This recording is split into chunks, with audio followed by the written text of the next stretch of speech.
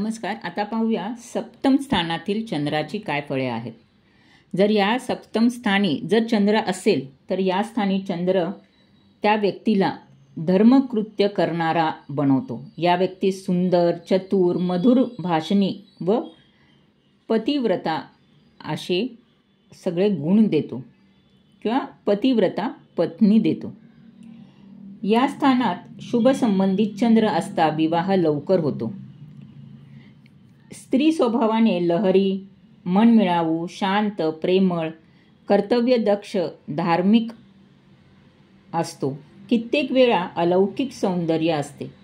सप्तमेश शनी नसता जर तो येथील चंद्रास बिघडवतो, म्हणजे चंद्राबरोबर जर शनी असेल तर तो ह्या चंद्राला बिघडवतो. ह्या घरामधील चंद्र जर स्त्रीच्या कुंडलीत असेल तर ह्या स्त्रीला मागणी घालून विवाह दर्शवतो.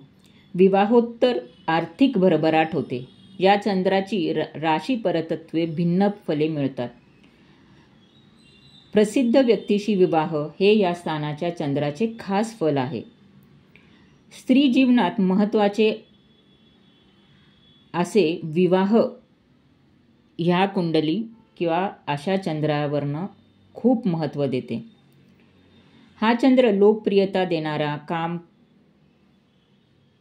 कामुकता वाढवणारा, प्रवास घडवणारा, व्यापारात यश देणारा, समाज जीवनात यांना यश मिळणारा, विवाहबाह्य संबंध व प्रकरणे असणाऱ्या व ती प्रकरणे गाजवणारा.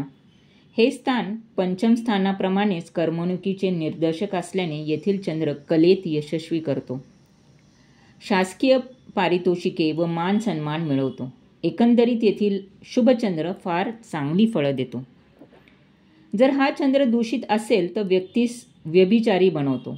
विवाह वैचित्र्य असतो. जात, वय, धर्म यासंबंधी काही वेगळेपणा असतो. जीवनसाथी अशक्त, लहरी, अतिरेकी, समाजशील, मनोरुग्ण असतो. सार्वजनिक दृष्टी कीर्ती होते. विवाहामुळे अपकीर्ती होते. स्त्रीला मासिक पाळीचा त्रास होतो. बाळंतपण जिकिराचे असते. शरीरात रक्त कमी असते. व्यापारात प्रतिस्पर्धी मातब्बर होतात.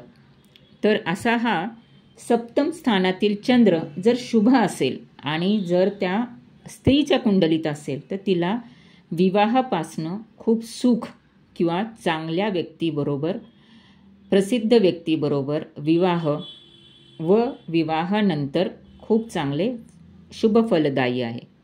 पण जर हा चंद्र दूषित असेल किंवा शनी बरोबर असेल किंवा नीचेचा असेल तर अशा व्यक्तीला विवाह हाच एक मोठा प्रॉब्लेम असतो लाईफमध्ये किंवा लाईफ पार्टनर खूप चुकीचा भेटतो.